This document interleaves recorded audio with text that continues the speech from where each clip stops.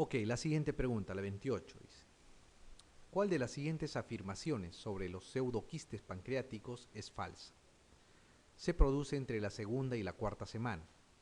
El 20% evoluciona a la resolución espontánea. Habitualmente requieren tratamiento quirúrgico. Producen dolor por presión a estructuras vecinas y se puede tratar con punción aspiración dirigida.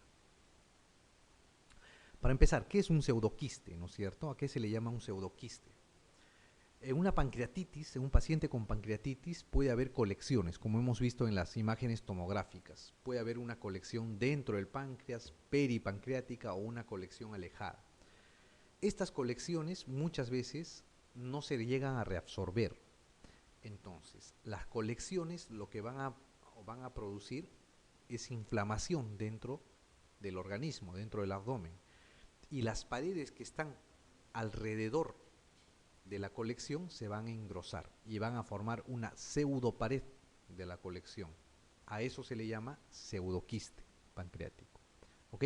Los pseudoquistes de páncreas normalmente van a aparecer después de la evolución de algunas semanas, en general cuarta, quinta semana.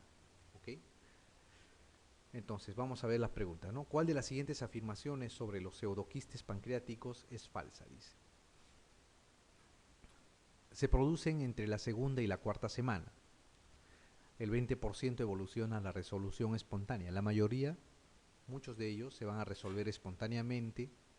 Algunos van a requerir aspiración y muy pocos van a requerir cirugía.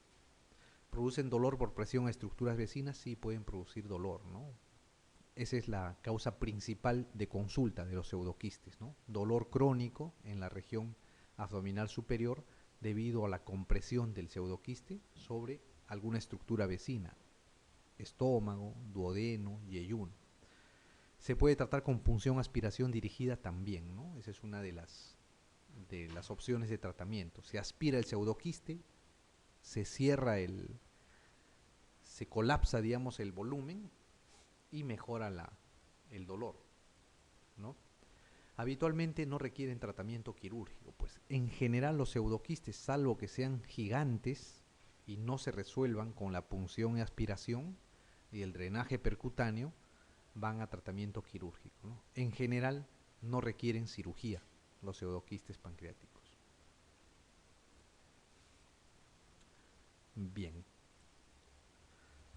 Habíamos hablado algo de lo que era la pancreatitis crónica, ¿no es cierto? La pancreatitis crónica lo que va a producir en esencia dentro del páncreas es la dilatación por inflamación crónica del conducto de Wirsung, ¿no? Va a aparecer a manera de rosario esta dilatación. Entonces, se dilata el conducto de Wirsung, ¿por qué? Porque las enzimas pancreáticas no pueden llegar hasta el intestino. Por ende, hay un éstasis de estas enzimas y van a producir una dilatación de este conducto. ¿Qué se hace en estos casos? Se hace la cirugía que se llama la operación de puesto. Esta cirugía consiste en hacer una incisión longitudinal al páncreas y llevar un asa yeyunal, ¿no? El yeyuno, hacia esta zona y hacer una anastomosis laterolateral entre el conducto pancreático y el asa yeyunal. ¿Okay? Se hace esta anastomosis y por ahí va a drenar la secreción pancreática hacia el intestino, ¿no? Una manera de paliar la obstrucción que hay. No les van a preguntar la técnica acá, no les van a preguntar las complicaciones, la evolución de la cirugía, pero sí les pueden preguntar para qué se usa la operación de puesto, ¿no? La operación de puesto se usa para el tratamiento de la pancreatitis crónica. ¿Okay? Eso es lo que deben recordar. Muy bien, la 29, vamos a responder. Dice, enferma de 62 años, con diabetes mellitus tipo 2, ingresa por dolor en mi abdomen superior e hiperamilasemia, siendo diagnosticada de pancreatitis aguda. El estudio realizado no demuestra etiología de la misma. A las 3 semanas de evolución de la enfermedad, encontrándose asintomática, sin dolor, la ecografía abdominal evidencia una colección líquida bien delimitada de unos 35 por 30 milímetros de diámetro. con características inequívocas de pseudoquiste pancreático. ¿Qué conducta de las siguientes es la más adecuada? Intervención quirúrgica, drenaje percutáneo de la colección líquida, actitud expectante y seguir la evolución clínica en espera de la resolución espontánea, punción aspiración percutánea dirigida por ecografía para el análisis del líquido de la colección, drenaje endoscópico del pseudoquiste. ¿Qué harían con esta señora? El enunciado de la pregunta les lleva a la conclusión que es una paciente, una anciana, que tiene en un control ecográfico un pseudoquiste y se encuentra asintomática, ¿verdad? Ahora, ¿qué hacen? ¿Qué conducta es la más adecuada? Dice. A ver, intervención quirúrgica, ¿la harían o no? No, ¿no es cierto? Intervención quirúrgica no. La intervención quirúrgica está reservada, como les dije antes, para pseudoquistes grandes que provoquen muchos síntomas y no respondan al tratamiento con punción, con aspiración. Muy bien. Drenaje percutáneo de la colección líquida. ¿Podría ser una alternativa o no? Podría ser. Drenaje endoscópico del pseudoquiste, ¿no? Se hace una endoscopía, se ubica el pseudoquiste y se drena. Podría ser, es una posibilidad también. Punción aspiración percutánea dirigida por ecografía para el análisis del líquido de la colección. También es una posibilidad. Y la otra es actitud expectante y seguir la evolución clínica en espera de la resolución espontánea. Esa haría, ¿no? Esa sería la respuesta. ¿Por qué? 1. La paciente está asintomática. ¿Ok? Asintomática. Han pasado 3 semanas y está asintomática. 2. El quiste es chiquito. 35 por 30 milímetros de diámetro, ¿no? Un promedio de 3.5 centímetros. Esta paciente se recuperó rápido, está asintomática, tiene un pseudoquiste pequeño, entonces la evolución de los pseudoquistes, una gran parte y la mayoría de los pequeños pseudoquistes van a la resolución espontánea. Estando asintomática, solamente que habría que hacerle un control ecográfico posterior a esta paciente. Si fuera un pseudoquiste grande, sintomático, se podría hacer el drenaje percutáneo o la punción aspiración percutánea dirigida por ecografía. ¿Ok? Pero este no es el caso. La señora está asintomática, el quiste es pequeño. En todo caso, lo que hay que hacer es una actitud expectante y seguir la evolución clínica en espera de la resolución espontánea. Muy bien.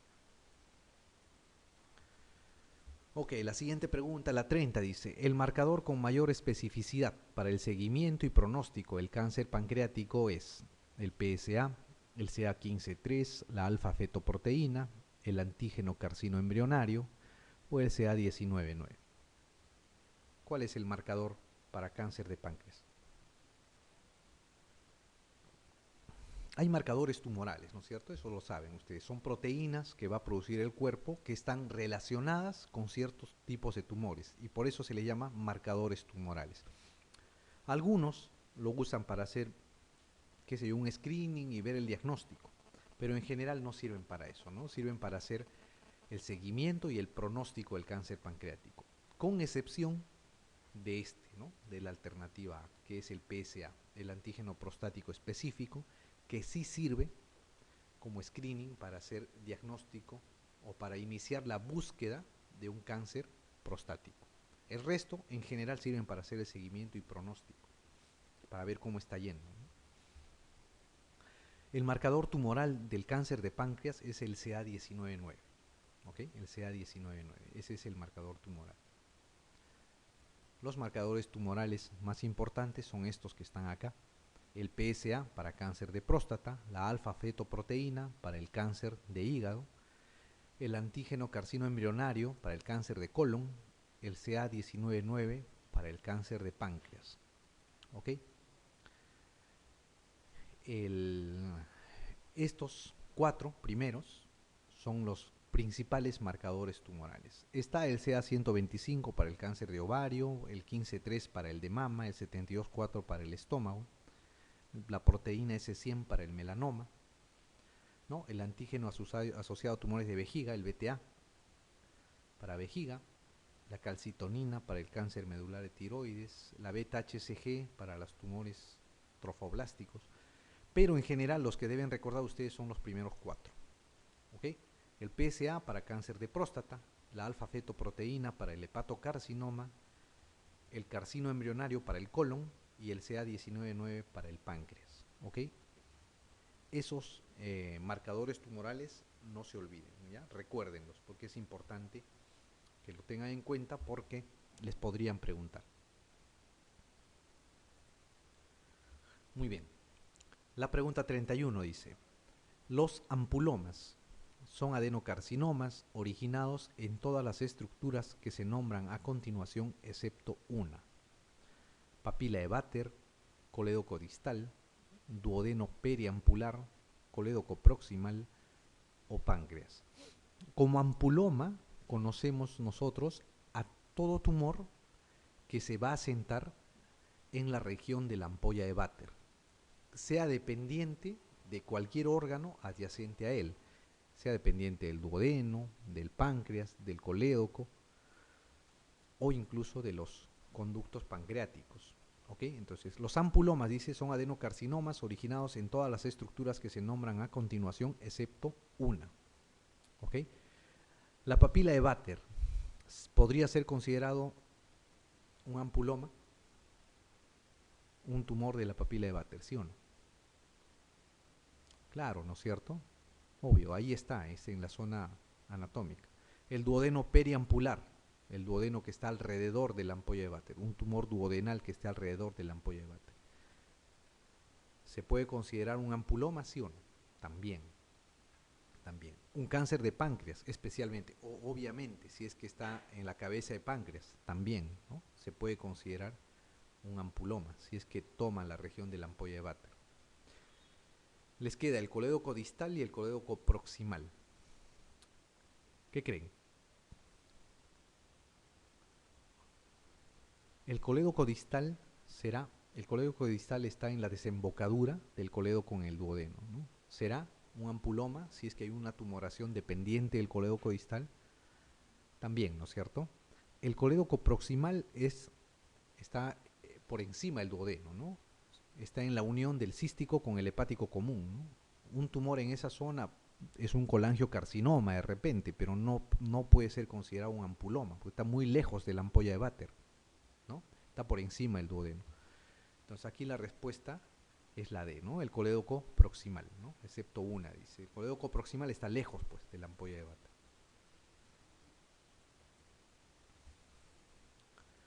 Muy bien, la 32 dice: ¿qué característica clínica le haría sospechar en un paciente con neoplasia que se trata de un ampuloma? Esto es importante que sepan, ¿eh?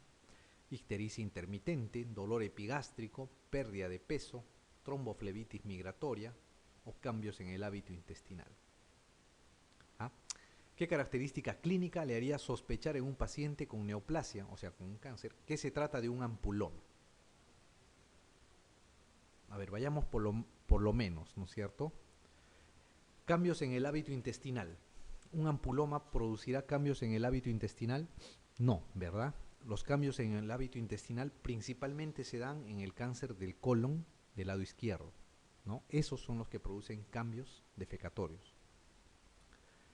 Tromboflebitis migratoria, ¿no? La tromboflebitis migratoria es una entidad que se puede presentar en cualquier tipo de cáncer, no solamente en un ampuloma.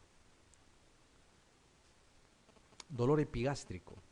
El dolor epigástrico puede presentarse en un ampuloma, puede presentarse en un cáncer de estómago, en un cáncer de colon, en un cáncer del duodeno, en una úlcera duodenal, en una gastritis, etc., ¿no? No necesariamente en un ampuloma. Nos queda ictericia intermitente y la pérdida de peso. La pérdida de peso de por sí es una característica de todas las neoplasias, ¿no es cierto? Los cánceres producen emaciación, producen caquexia al final, ¿no? O pérdida de peso. La ictericia intermitente es una característica muy particular de los ampulomas. ¿Por qué? Tenemos el ampuloma que empieza a crecer, ¿no? se desarrolla, empieza a crecer. Llega un momento en que crece tanto que los vasos que lo irrigan, que irrigan al tumor, no son lo suficientemente suficientes para vascularizar todo el tamaño del tumor y este se necrosa. Al necrosarse, desobstruye la vía biliar y baja la ictericia y vuelve a crecer el tumor. Vuelve a crecer el tumor, vuelve a obstruir la vía biliar, se presenta ictericia otra vez, pasa un tiempo y se necrosa otra vez el ampuloma. Al necrosarse, disminuye la estenosis, disminuye el cierre de la vía biliar y desfoga otra vez el colédoco, la bilis, baja la ictericia y así sucesivamente. Entonces, la ictericia intermitente, esto es debido a periodos de necrosis alternados con crecimiento tumoral, va a ser un signo muy característico de lo que son los ampulomas. ¿Ok? No se olviden, los ampulomas cursan con ictericia intermitente. Muy bien. La pregunta 33 dice, ¿en qué consiste la técnica quirúrgica denominada Whipple? ¿No? ¿Qué cosa es la cirugía de Whipple? La cirugía de Whipple es una pancreatectomía total, pancreatectomía caudal, pancreatectomía cefálica, pancreatectomía regional o pancreatectomía subtotal. ¿A qué le llaman la cirugía de Whipple? La cirugía de Whipple es la pancreatectomía cefálica, ¿no es cierto? Se saca el duodeno y el páncreas, con todo lo que implica sacar esa unión duodeno-pancreática. La técnica de Whipple está indicada en pacientes que tienen tumores ampulares o periampulares y tumores de la cabeza del páncreas. En esos pacientes se hace esta técnica operatoria. Este es un esquema que muestra qué cosa se extrae en esta cirugía. Se va a extraer parte del duodeno, ¿no? La primera porción del duodeno junto con la segunda, tercera y cuarta porción. Se va a extraer la cabeza del páncreas, se extrae el colédoco, se extrae la ampolla de Vater y obviamente también la vesícula. Al extraer esto se tiene que hacer las anastomosis correspondientes, se tiene que hacer una anastomosis o una derivación entre el muñón del duodeno y el yeyuno, y el yeyuno y el páncreas, la cola y el cuerpo del páncreas que ha quedado, ¿no? La idea es sacar toda la cabeza de páncreas, incluido el duodeno, porque su vascularización es única, ¿no? No se puede sacar solamente la cabeza del páncreas ahí. Lo mismo, ¿no? Este es un esquema. Se saca el colédoco, la cabeza del páncreas y el marco duodenal. Y después se tiene que reconstruir, ¿no? Tanto el tránsito intestinal, la derivación de la bilis hacia el intestino y del jugo pancreático al intestino también, ¿no? Es una cirugía muy cruenta, no está exenta de complicaciones, pero en casos de resecabilidad de tumores ampulares o periampulares se hace esta cirugía. ¿Cuándo se puede hacer la cirugía de Whipple? Hay algunas características en las cuales se puede hacer. Uno, es principalmente indicado si el cáncer o el tumor mide menos de 2 centímetros. Dos, si es que la vena porta está respetada. Y tres, si es que no hay ganglios generalizados en la cavidad abdominal, ¿no? No hay siembra más allá de la zona de la cirugía, ¿ok? Si no hay metástasis a distancia siquiera. Muy bien. La pregunta 34 vamos a responder. Ante la palpación de una vesícula distendida e indolora en un paciente ictérico con síndrome constitucional asociado, ¿qué diagnóstico de los siguientes hay que sospechar en primer lugar? ¿No? Esta fue pregunta de residentado también. Ojo, ¿no? Es parecida a una que ya hemos visto. Carcinoma vesicular, coleocolitiasis, cólico hepático simple, carcinoma de cabeza de páncreas o colecistitis crónica. ¿Qué sospechan? Se palpa una vesícula distendida que no duele, en un paciente con ictericia y que tiene baja de peso, ¿no? Síndrome constitucional. ¿Qué diagnóstico de los siguientes hay que sospechar en primer lugar? A ver, ¿Qué no sería? Colecistitis crónica, ¿no? La colecistitis crónica en general da dolor, ¿verdad? No tendría por qué dar ictericia. Cólico hepático simple, no es un término que exista. Carcinoma vesicular, difícil palpar una masa en un cáncer de vesícula. Tampoco tendría por qué dar ictericia. Puede dar síndrome constitucional, puede dar dolor en el hipocondrio derecho. Coledocolitiasis, ¿no? La coledocolitiasis en general produce dolor. Puede producir ictericia, podría producir una cierta baja de peso, ¿no? Por una mala alimentación, pero en general da dolor, ¿no?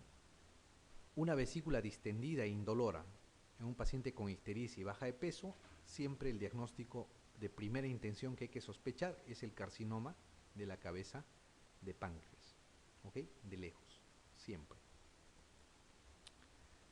Muy bien.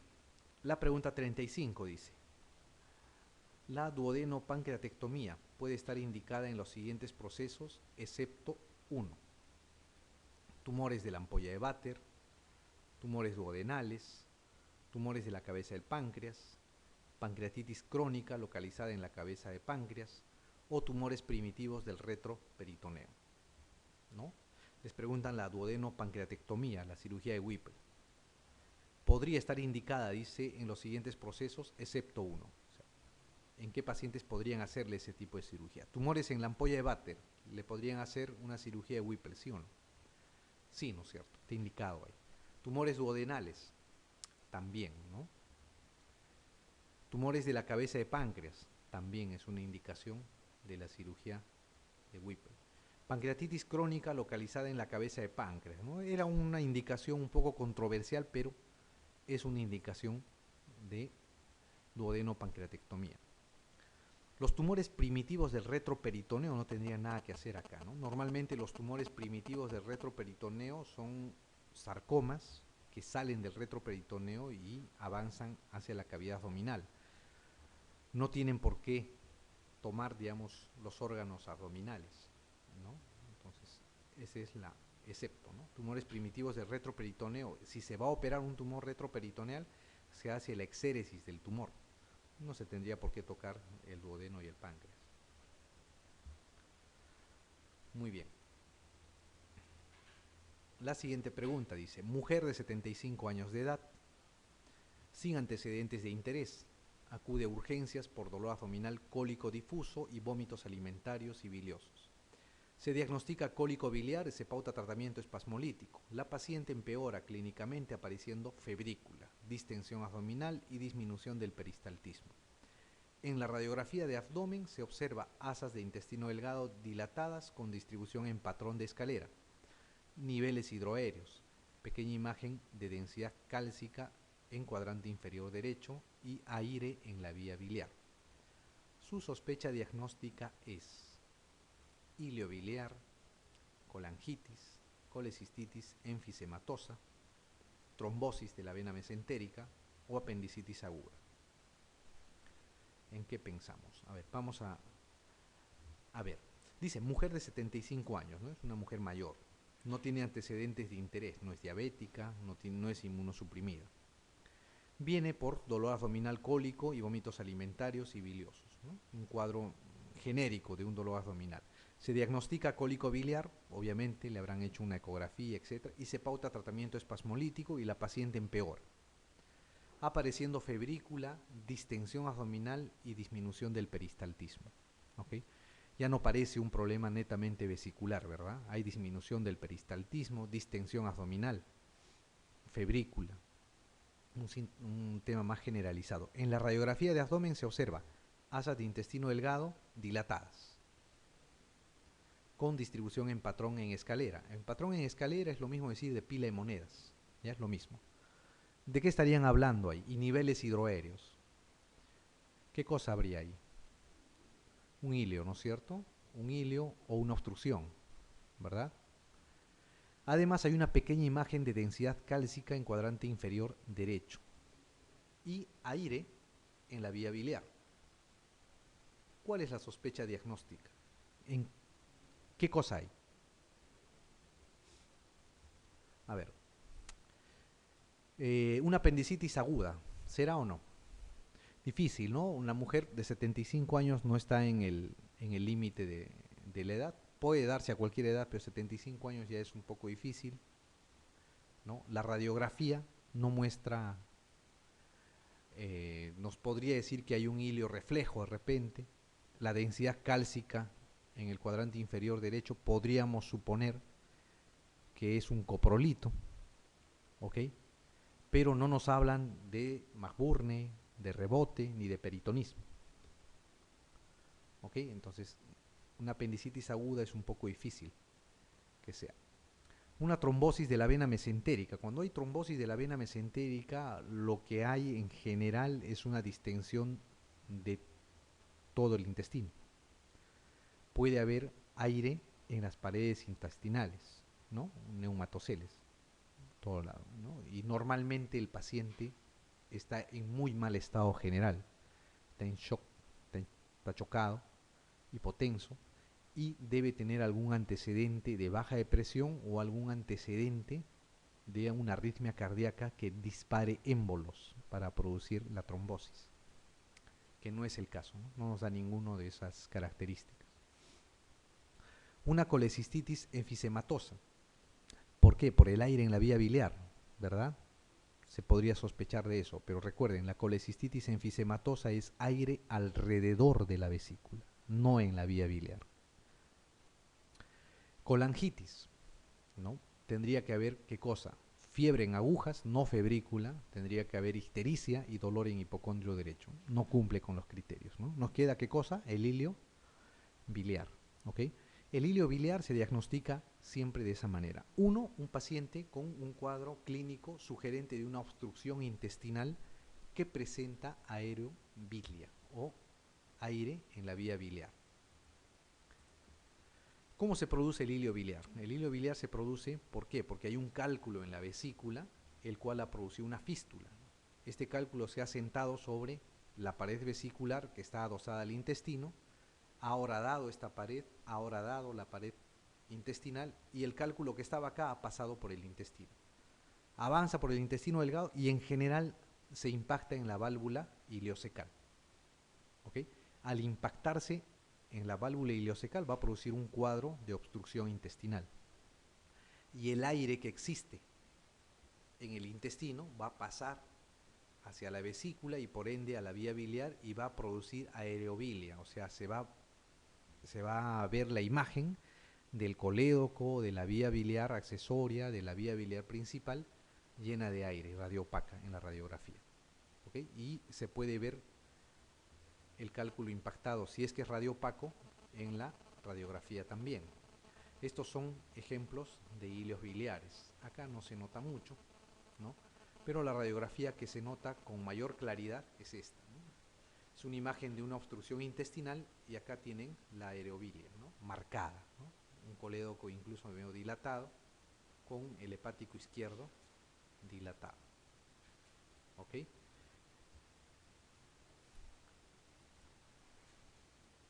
Acá no se ve muy bien lo que es la aerobilia. Acá se ve la vesícula parcialmente llena con aire, ¿no? Y aquí se ve la aerobilia, ¿no? Esto es lo mismo.